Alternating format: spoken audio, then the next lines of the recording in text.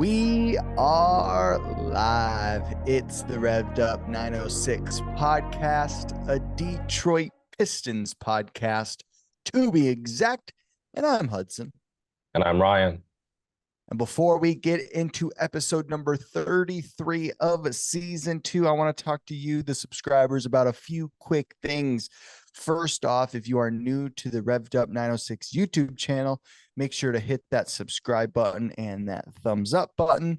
And then if you aren't so much into long form content like today's episode, you're more into 30-second, 20-second clips, make sure to follow us on Instagram. So click the link in our YouTube bio or in the description below, and that link will shoot you to our Instagram, where we are posting weekly clips and content so that you guys can keep tuning in to every week.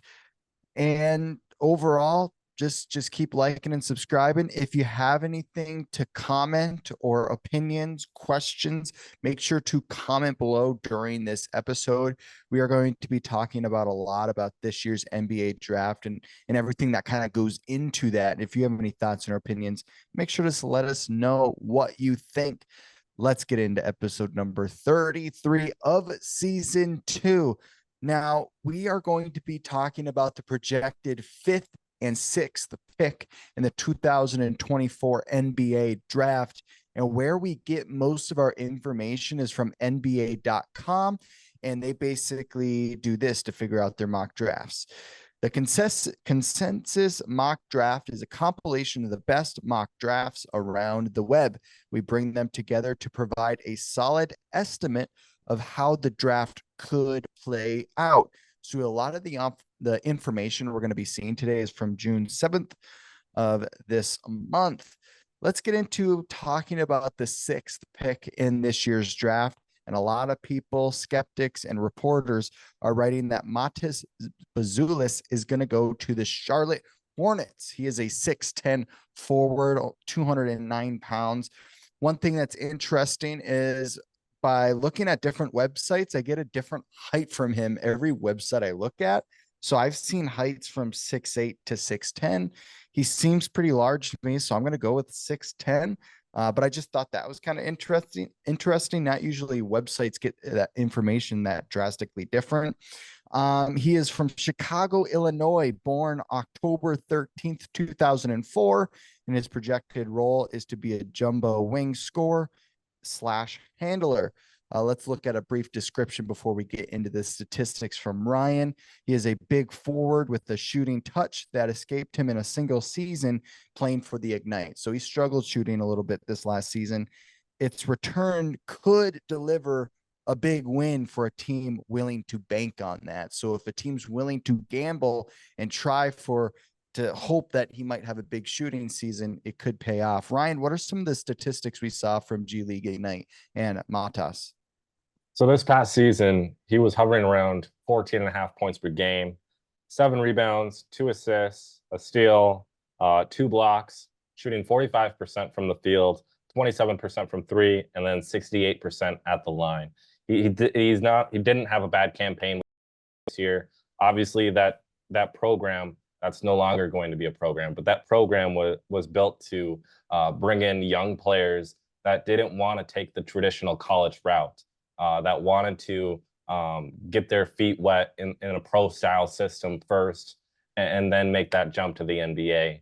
And over the course of this season, you have Ron Holland, who's also in this draft class that played for Ignite this past year. You have a couple others that were with Ignite also. But the season that Buzelis had for them, he had a good season. He didn't have a bad season. He's one of those players where he may not jump out of the box score. You may not hear him blowing up all over social media, but he is that kind of a good all-around player. He doesn't have one great trait. He's good at a bunch of different things, like Asar Thompson is for us. He's tall, of course, has a smooth stroke. He has great mobility for his size. He's skilled off the dribble. His jump shot is pretty darn good. No issues there. The only concern is his 3-point shot. But that aside, like, he makes cuts. is very good with his basketball IQ, has very high IQ. His defense is solid.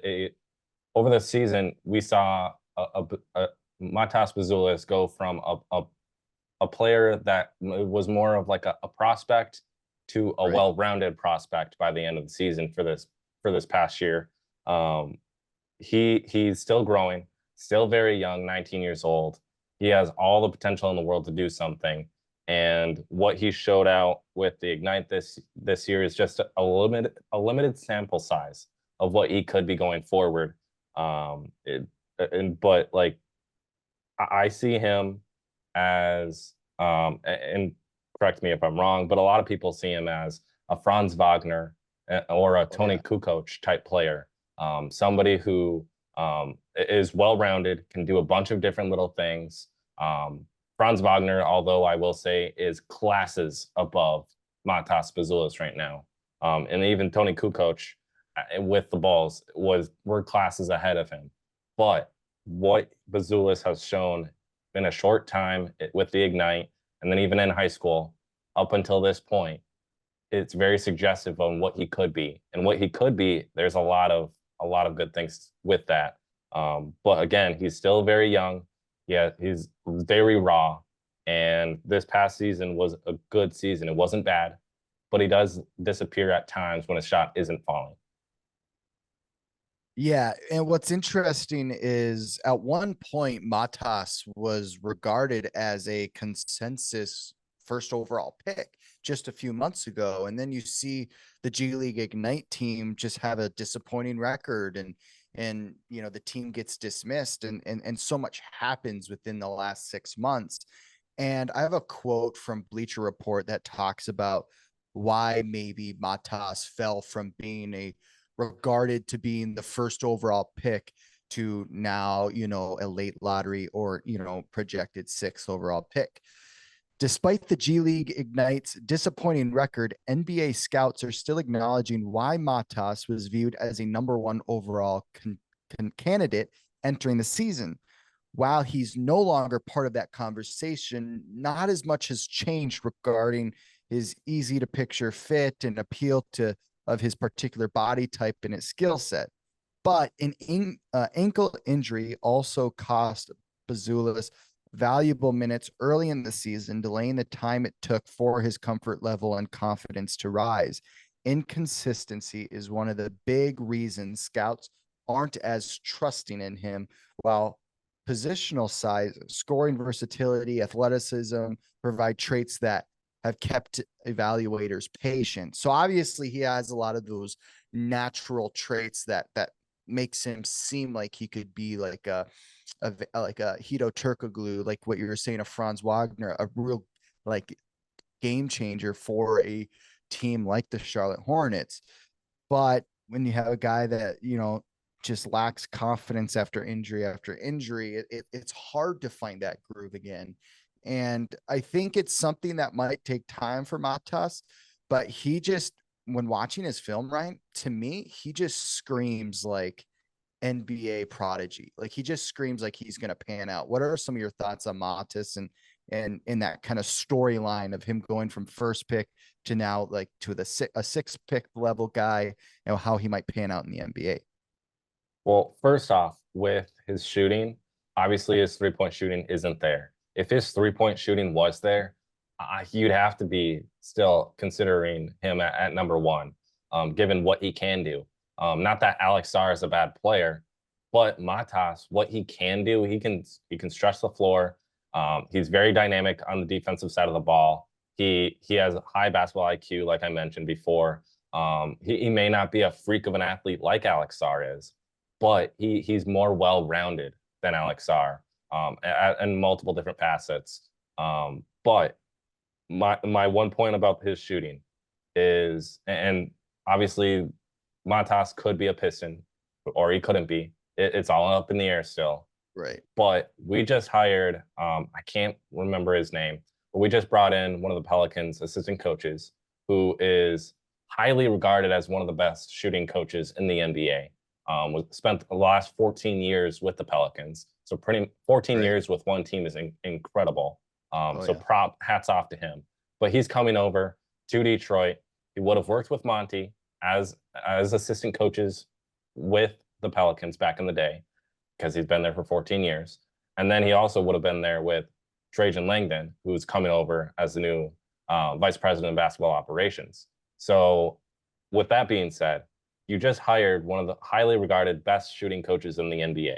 Mm-hmm. And Matas Buzelis struggles from three. The rest of the Pistons struggle desperately from three, but desperately struggle shooting the ball in general. But you just hired him. Matas Buzelis is just missing a three-point shot, really. He's just missing a shot. If he has a shot, he should be the number one overall pick still. If not number one, at least top three, not at 6 or 5. So with that being said, if he can add a three-point shot to his game on top of what he can do already, like he averaged 15 points with G League Ignite this year. And keep in mind, he's not even the key guy on that team, which is saying a lot, because you have Ron Holland, who's projected top 10, and you had a couple others the last couple of years, like Scoot Henderson, that have come out of there, and other players here and there that have made a big impact right away with their respective teams. And Matas is one of those guys where it's like, I don't have to be the guy to just go out and play my game. Yeah. I can be whoever I want to be. And that speaks volumes, because if you have a Franz Wagner type player with the Pistons right now, which I think that's what the type of player we're missing right now, is a Franz Wagner-esque player.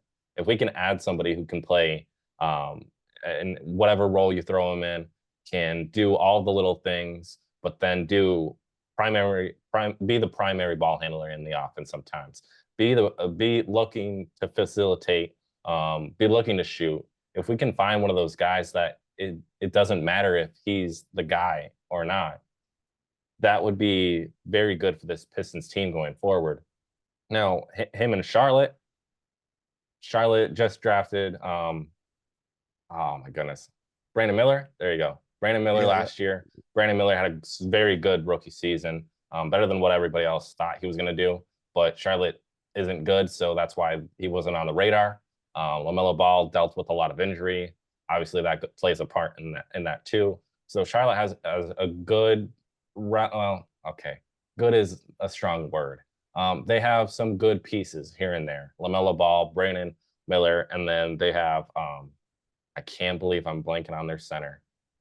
Nick Richards? No, Nick Richards is good too, but there's somebody else. The point is, they have a good couple of players here and there that they just keep adding to that. They could be into the mix of what the Orlando Magic are doing right now. But what Matas is missing is a three-point shot, or just a jump shot in general. If he can add shooting to his game and then just progress as time goes on with experience on defense, and then even still with offense, 19 years old, very raw. When you watch his film, I see, as you said, like a basketball prodigy. That's what I see. I see a good all-around player that can not, obviously isn't going to be like first ballot Hall of Fame. I feel like that's a bit bold to say right now, but I see him as a all-star for sure, and obviously not within his first 2-3 seasons, but 5 seasons, maybe 6 seasons, all-star. I see that right out of him right now, as is. But again, if you add shooting to his game, that's going to take him up to another level, which again, he could be garnering a top 3 pick if he added shooting on top of what he's already capable of doing. And then you take out those injuries, top 3 pick. The thing that kind of intrigues me is when you look at the Charlotte roster, I just don't know if that's who realistically he ends up with. I see him actually mixing well, and better with the Detroit Pistons. And we'll talk about their projected pick in a couple minutes here. But when you look up and down the Charlotte roster, like you said, they got Brandon Miller, Grant Williams. They have Davis Bertrand, Nick Smith, who's kind of a tweener. He can play small forward sometimes. Cody Martin. A lot of guys in the middle and a lot of competition there. And we know that we kind of hope that Matas is able to kind of make a bigger impact in some of these forwards and maybe play a little bit of that powered position. But I just think there's a lot of guys in the mix right there. And sometimes it's hard to spread out those minutes. Maybe Charlotte's unhappy with Cody Martin. Maybe they're thinking, he's kind of in some trade talk. You just never know with those types of things. It just seems like they have a lot of small forwards where I think roster wise, he would mix a little bit better with the Detroit Pistons, just because we're kind of still looking for that solidified starter there in the middle to kind of play both ends. But Ryan, when talking about the odds of Matas actually ending up with the Detroit Pistons, what are you thinking? Is it higher than rather not? Or what are some of your thoughts on that? Do you see him mixing?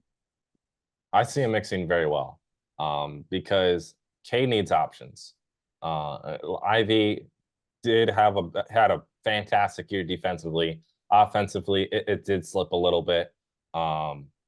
Asar Thompson showed a lot of potential, a lot of flashes here and there, but still didn't have a great season. Marcus Sasser, who I'm just going to go off what we drafted last year. Marcus Sasser had a lot of flashes early on, and then towards the end of the season, when it should be easier for you because you're getting all these minutes, you're not expected to go out there and win these games. Like, go put on a show, and he just didn't show up. He struggled. And then you go Jalen Duren. Jalen Duren had a fantastic season. Still showed flashes of what he can do, even more so than what he did this past year. Isaiah Stewart dealt with injury, inconsistency at the 4 position, inconsistency at the 3 position. Montas Buzelis is a 3-4. He fits those positions with ease. If we can add somebody who can score, who can put the ball on the floor, who can facilitate, can rebound, can do literally everything you want him to do and more, and he doesn't have to be the guy, you go out there and draft Montas Buzelis, even though he doesn't have a great jump shot.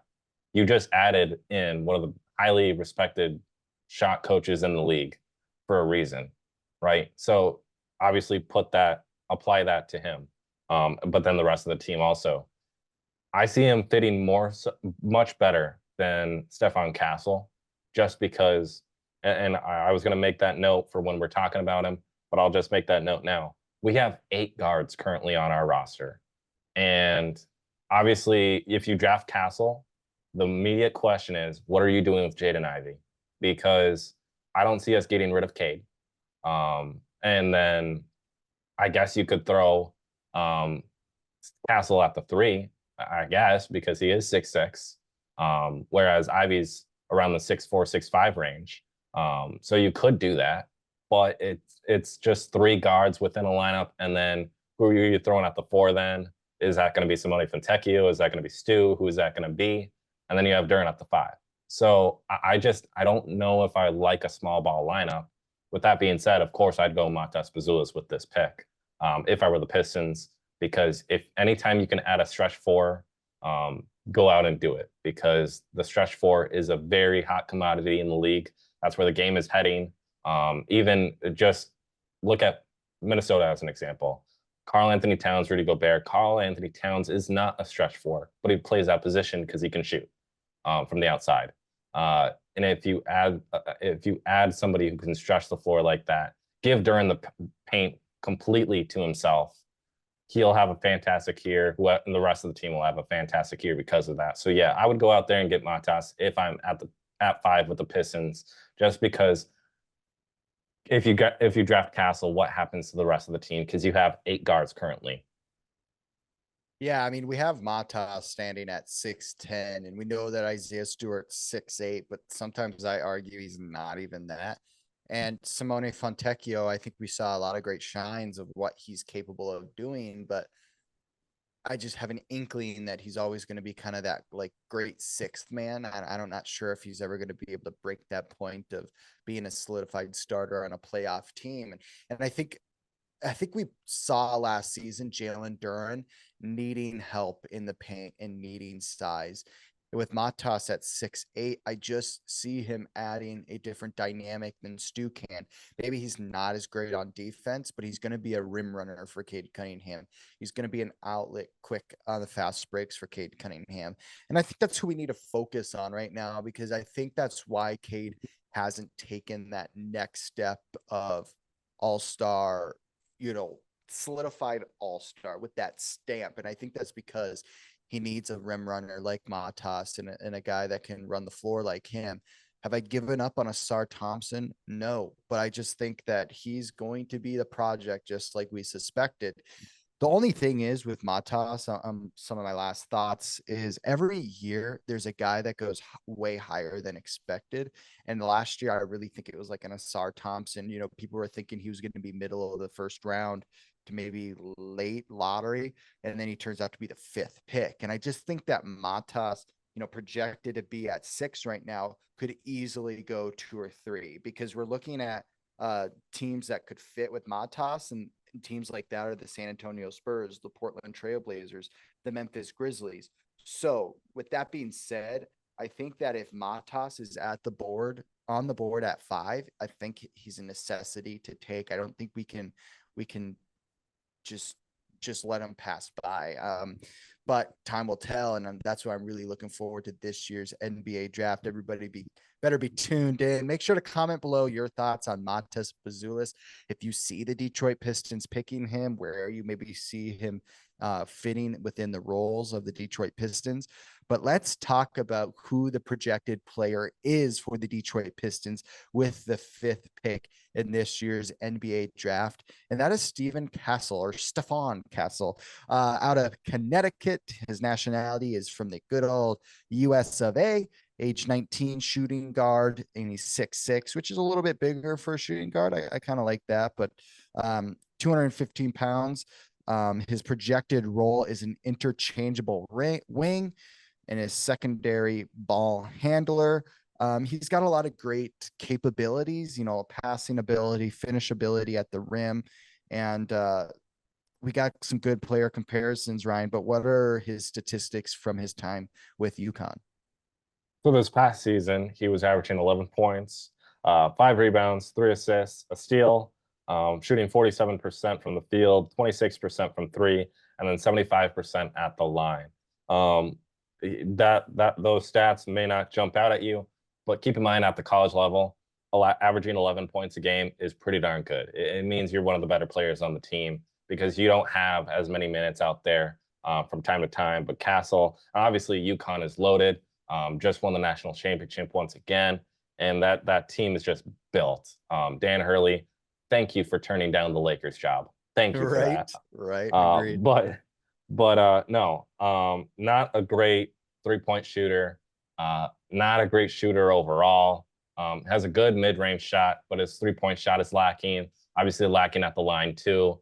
But what he can do, he's a large-bodied guard with scoring, rebounding, and playmaking abilities, which says a lot, especially being 6'6".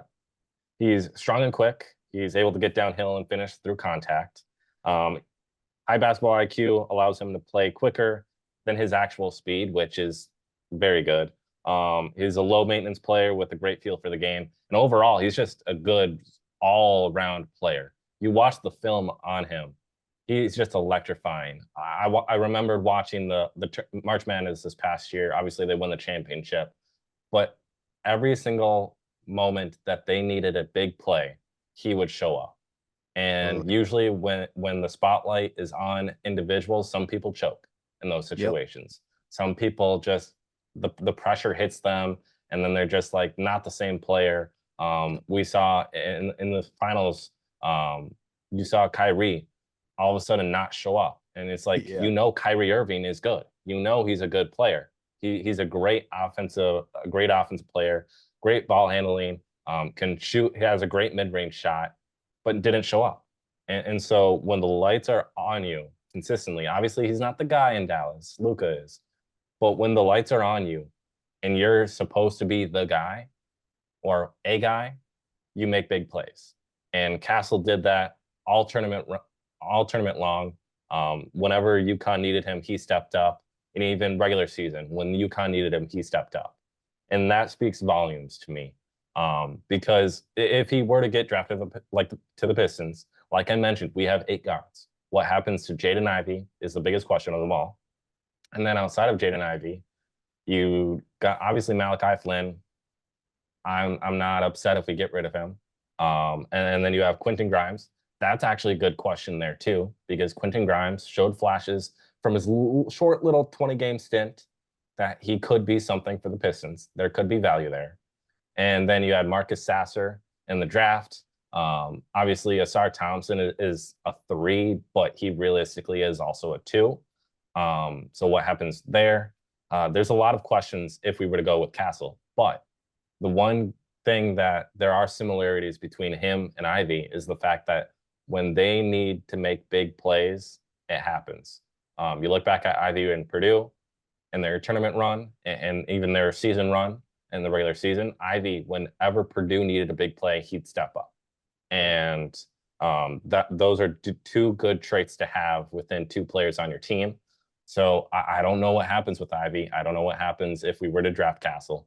But with that being said, like, there's not one thing that if you go down the list of what Castle is lacking, other than he's not an elite athlete. He's not an elite athlete, not a true floor general.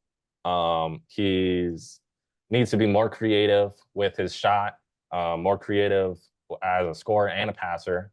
And he needs to improve his jump shot because he's lacking consistency there. But if you can add consistency with his jump shot, then there's like not many weaknesses you could even say for Stephen Castle.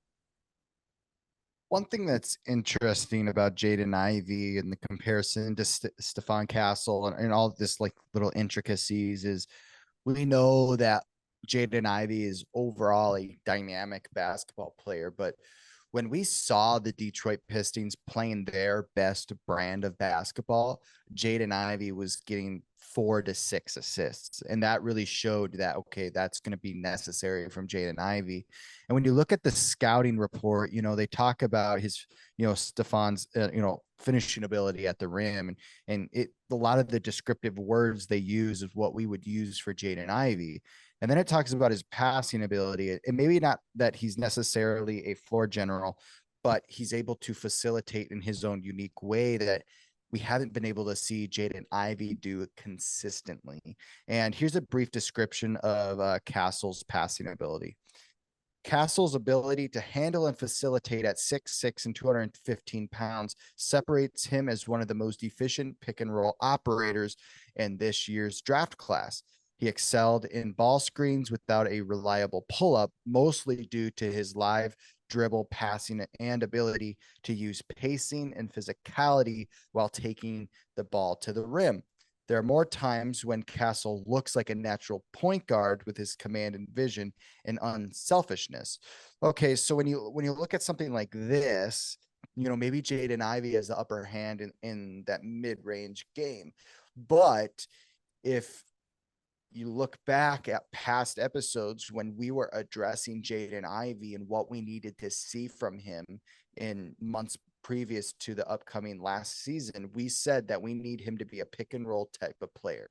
We need him to excel at getting Jalen Duren the ball, setting up Isaiah Stewart, letting them go to work in the paint by finding them. And he did that at times. I won't take all the credit away from him, but he just wasn't able to show us that he could do that over an 82 game schedule consistently, where this Castle seems like he's going to be able to maybe do that a little bit more frequently. And what's the UConn big man's name that bowled out of the draft? Donovan Clingan. Yeah. So, Stephon Castle had a whole season with him, and he's obviously a center that's well ready for the NBA, just decided to pull back. And Castle was one of those guys that worked very well with Clingan. And I just think that there could be something special there if you give an opportunity for Cade and Castle to work together and see how he works with a Jalen Duren. Now, am I saying that I give up on Matas? No, I still think Matas is a great option, but I think that if we draft Castle, I won't have a headache after. I'll say, well, let's see what happens. It does it add a lot more questions, of course, but I still think that maybe Jaden Ivey isn't necessarily the option that of the future for the shooting guard. I don't think he's shown us enough yet.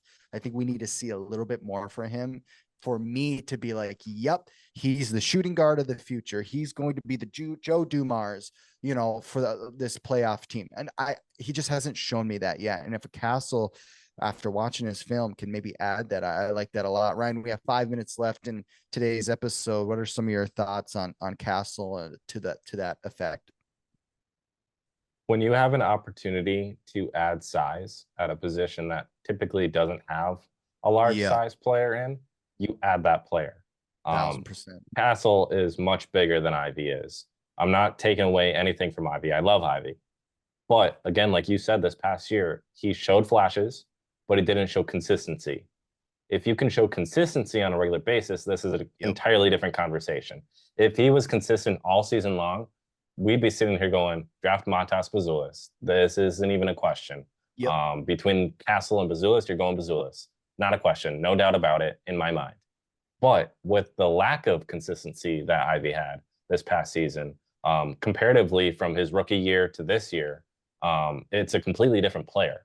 And there are some good traits with that. Obviously, Ivy limited his turnovers, limited his fouls. Great. His had much more of a defensive presence, which is fantastic. But offensively, he struggled heavily. He had a great mid-range shot still. His three-point shooting, it seemed like he did get better, but at the same time, if you actually compare the stats between this year and his first year, it's actually not much different. But again, so I think if you have the opportunity to add size in Castle, you go Castle. And that's no disrespect to Jaden Ivey, but just imagine 6'7" Cade next to 6'6" Castle, next to whoever you have at the three, potentially Malik Monk, as an example. Then you have whoever's at the four. I don't even know, probably Simone Fontecchio or Isaiah Stewart. And then rounding out with Dern at the five. That being said, you have three players within your starting lineup who are above 6'7". How are you going to guard that? You look at Cleveland as an example. You have Darius Garland and, oh my goodness, I can't believe, Donovan Mitchell. Donovan Mitchell doesn't have the size of a Castle. He's a little bit smaller. And then Darius Garland doesn't have the size of a Cade. So then obviously, and typically when the Pistons play the Cavs, Donovan Mitchell is guarding Cade and Garland is guarding Ivy. But if you have Castle there, then what do you do in that situation? It creates a mismatch. So I would love the opportunity to have a mismatch opportunity within our team with Castle at the two. But I would also rather have Buzelis. And I wouldn't be upset if we draft Buzelis. I'd be more of like, ooh, okay, so what does Trajan Langdon see of the Pistons going forward if he has Castle getting drafted at the two? Because that means whatever Weaver was doing, obviously it didn't work so far. But that means he's completely scrapping it and we're going into potentially a new rebuild all over again. So it's very interesting, a very interesting situation. But I like the size that Castle has. And then I love the size that Buzelis has. And Buzelis just fits the Pistons a little bit more than Castle. But Castle, if you have the opportunity to get a well-rounded player at his size, you go out and do it.